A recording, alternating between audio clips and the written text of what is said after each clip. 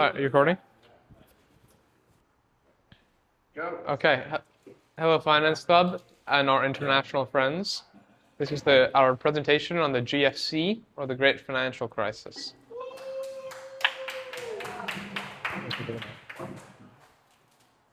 So, a lot of people blame Alan Greenspan for actually being the one who caused the financial crisis, as you can see in this quote here criticizing him.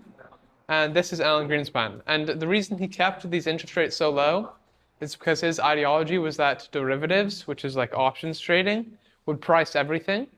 And that ended up not being true. And he was really big into the efficient market hypothesis, which is that the market would regulate itself. So that's why he kept low interest rates.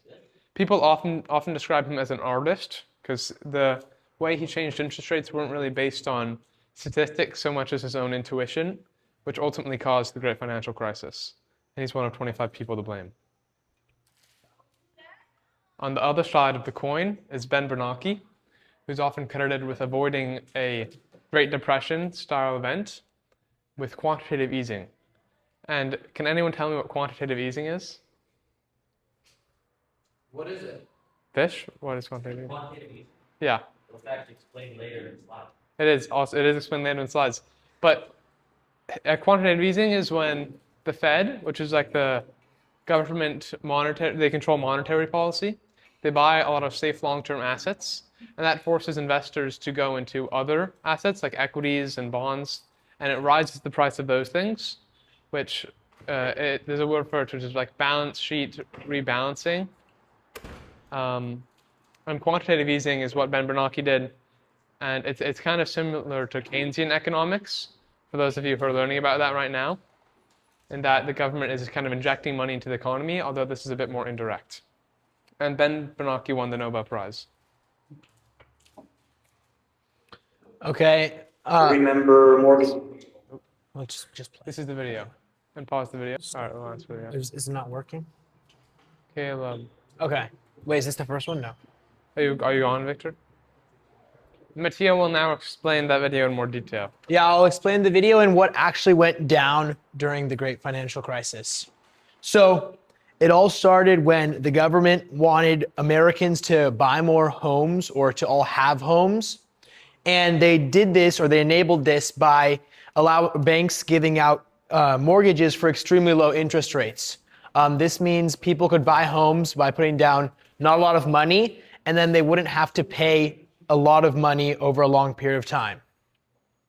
The housing market continued to rise because of this, and many investors believed it was going to continuously go up.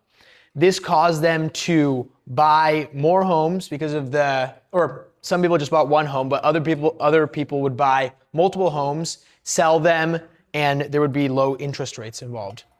What banks did with these loans is they didn't keep them, they packaged them into mortgage-backed securities, or MBSs, which acted similarly to bonds, where investment banks or investors could buy them, and they would get paid out a percentage of the mortgages. But on the contrary to bonds, they had slightly higher interest rates, and there was risk involved with the people not being able to pay back their mortgages. Many people ignored this risk, or many models ignored the fact that people would not pay back. And because of this, people believed it was extremely low risk.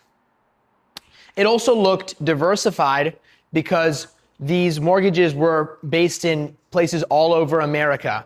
And people did not believe, or many models did not believe, that if one area or region of or state would fail, that everything would fail with it. So they assumed that even if a section failed, it wouldn't be catastrophic. And people also assumed that these were safe because nothing had previously happened badly. Then these mortgage-backed securities were packaged into CDOs and given safety ratings based on how likely the people were, or how likely homeowners were, to pay back their mortgages. The problem with this is rating agencies were often owned by banks or had not very good models for rating these very, very complex derivatives. And because of this, they created wrongly rated CDOs. This means riskier rated or packaging of riskier mortgage-based securities were given AAA rating, which means they were relatively safe. They were split into 3 tranches, which was senior, mezzanine, and equity, or junior. Senior were the safest, so AAA, and they would get paid back first in the case that people couldn't pay back their mortgages. But because of this, they also received less interest on their purchase. Then another thing banks did is they packaged lower tranche level CDOs into other lower tranche level CDOs, making something called CDO squared and giving the rating or giving a higher safety rating for these CDOs. This multiplied the exposure of riskier stocks to everyone. So some investors, as seen in The Big Short, saw these CDOs as a problem, and they noticed that homeowners were most likely not going to be able to pay back a lot of these mortgages. So they asked banks to create credit default swaps. Credit default swaps act as a sort of insurance where if CDOs failed and people did not pay back, they would get paid a large sum of money. For holding these credit default swaps, they would have to pay a premium. And if you watch the movie, you see that Michael Burry held these CDSs for many years, paying lots of money, where his investors got mad because they believed that the market was not going to fail. But when it eventually did, he made lots and lots of money. And an important note about these senior, mezzanine, and equity tranches, when people are complaining about CDOs, like we did an interview with Ben Hockett, for those of you that have seen The Big Short, and when people do complain about these CDOs, it is the mezzanine and equity that were the problem. The senior CDOs, like Mattia said, they got collateral first when the loans collapsed, and the mezzanine and equity tranches were the biggest problem, really. Yeah, and I believe most of Ben Hockett and Michael Burry only bought mezzanine CD. Only shorted. Shorted, yeah. So, as I said before, banks' models didn't expect the failures of not being able to pay back mortgages to be correlated, and they didn't account for the risk. Because of this, they didn't have enough money set apart or a capital to pay back holders of these credit default swaps. Once the housing prices eventually stopped increasing and people who held homes that they assumed they could sell and they couldn't sell for those prices anymore, they started not being able to repay mortgages, and defaults started happening all over the country all at once.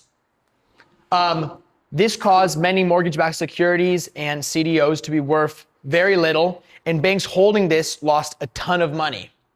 Also, they had to repay many credit default swaps, and because they didn't have capital set aside, they lost a lot of money, and some banks went bankrupt, such as the Lehman Brothers. Eventually, I think Vish will talk about this later, governments had to intervene and bail banks out through quantitative easing. So this is showcasing the cause and effects of the Great Financial Crisis. And this chart here is just a quick demonstration for the foreclosure stats year over year. I'm sure if you ask your parents, they'll be able to remember a lot of foreclosures happening after the Great Financial Crisis. My parents actually bought their house right before the Great Financial Crisis. They still have it now, but they bought it at a very high price, and they were something that's called underwater, which means when you buy a house and then the value of the house goes below, so you're in debt for owning the house. And then this is how other countries are affected in the world. This example is Greece. So Greece was a really booming economy before the financial crisis. They had a lot of national debt, and people loved it there. And then the financial crisis happened, and there's a lot of tax fraud. And as you can see here, the Greek national debt, it dipped slightly with bailouts from the European Union, but it has still grown steadily. Just the reason it's not a problem is because the debt to GDP ratio of Greece. And this is forecasted through 2030, but we can still see here it is much lower than it was in 2016. And the thing that investors care about, bond vigilantes care about, is the debt to GDP ratio. So it's a lot harder for a country to decrease the debt, to pay down the debt, than to increase GDP. So Greece was able to increase GDP faster than its debt increased, and that's how it got out of recession. the US did something similar, and it's a strategy used by many countries today. And then Mattia mentioned this earlier, I think, but the leverage ratio of banks, this is just Goldman Sachs, which is actually on the lower end. And it has slowly risen since 2008, but there is something which we'll cover in the coming slides called the Dodd-Frank Act, which limits leverage of these banks. And this is just an example, Goldman Sachs, which has historically been a very successful bank. And you'll see this pattern similarly in other banks, Morgan Stanley, JP Morgan, etc. Yeah, but this is actually one of the lower, some banks had 30 or 35 to 1 leverage ratios. Yeah, and those banks were much more likely to collapse. I actually don't know if Goldman Sachs got bailed out. They probably did, though. That's me. So was it preventable? So these are some of the actions that caused the financial crisis to happen. So lenders giving mortgages to people who couldn't repay mortgages, and they hid that by doing low interest rates. The Glass-Steagall Act was repealed, so banks could use investor money to make investments, and usually these were during the Great Financial Crisis, high leverage, risky investments. So even if they dipped by a small percentage, they would be greatly affected. Yeah. All right. Are there any questions before I hand over the microphones to Vishwanath and Lucas? I think there's still one more slide. There's still one more slide. So what are some actions or Vish, do you want to do this one or I can do it too? Okay. What are some actions that the government has taken now to ensure that this won't happen again? So one is the Dodd-Frank Act, and this increased the requirement for a bank to hold a certain amount of capital. So in the case it does have to pay out a large sum of money to people, it has that money on hand. Many banks didn't account for this, and that's why they collapsed. It also regulates the amount of leverage a bank can use, meaning so even if there is a dip in something they're holding, it won't affect the bank as much. The Federal Reserves also conduct a comprehensive capital analysis and review on banks, basically simulating how they would survive against different simulations, so different bad events such as massive unemployment, another housing crisis, and things of that sort. Derivatives like credit default swaps must now be traded through clearinghouses, means that there's a middleman between every bank. During the Great Financial Crisis and before, many banks were trading them to each other and not setting capital aside in the case that these did fail. So now clearinghouses make sure that banks can sustain losses. And importantly, investment banks and normal banks are separated. So like the Glass-Steagall Act did before, they can't use consumers' money to make investment, especially risky investments. And I have a question for you guys. If the Dodd-Frank Act makes banks have more collateral, have more money, and leverage is calculated by debt over assets, and this makes them hold more assets, what effect does that have on leverage? Can anyone say? If it's liabilities over assets and you have the assets as the denominator and you increase assets, what does that do to leverage? Yeah, it lowers it, exactly. So the Dodd-Frank Act made them have more collateral, made them hold more money per liabilities, and that's how they limited leverage. All right, we'll now give Vish the microphone. Lucas. Lucas isn't coming up. All of it? I can do it with you. All right, yeah, say it with No. me. That's not. Amateur hour? No. Not Sega? How do I put this on? Yeah, like that. Not mad with, but All right, I'll leave you, Vish. see on Wait, are we skipping? Oh no, you can do this one. All right, we ready? We're rolling. Okay. So what were the reactions by banks and by consumers?